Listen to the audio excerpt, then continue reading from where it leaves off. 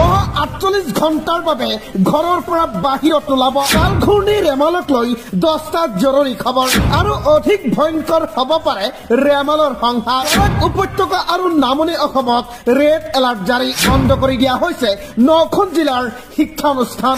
বন্ধ থাকিব নগাঁও, হোজাই, পশ্চিম কাৰ্বি আংলঙৰ বিদ্যালয়সমূহ। গোলাঘাট, ডিমা হাছাও, কাছাৰ, কৰিমগঞ্জ, হাইলাকান্দিৰ শিক্ষানুষ্ঠানো বন্ধ কৰি দিয়াৰ নিৰ্দেশনা প্ৰদান কৰিছে মুখ্যমন্ত্ৰী হিমন্ত বিশ্ব শৰ্মাই। খুলি দিয়া হ'ল কাৰ্বি লাংপি জলবিদ্যুৎ প্ৰকল্পৰ গেট। 4খনকৈ গেট খুলি দিয়া হৈছে কাৰ্বি লাংপি জলবিদ্যুৎ প্ৰকল্পৰ। গেট খোলাৰ পিছতেই হুৰাহুৰে নামি আহিছে পানী। নৈপৰীয়া ৰাজ্যক সতৰ্ক হৈ থকাৰ বাবে ৰেড এলাৰ্ট জাৰি কৰিছে অসম চৰকাৰে। প্ৰয়োজন নহলে ঘৰৰ পৰা নোলাবলৈ আহ্বান জনাইছে মুখ্যমন্ত্ৰী হিমন্ত বিশ্ব শৰ্মাই। ৰাজ্যক সজাগ সচেতন হবলৈ আহ্বান জনাইছে। ৰাজ্যত বন্ধ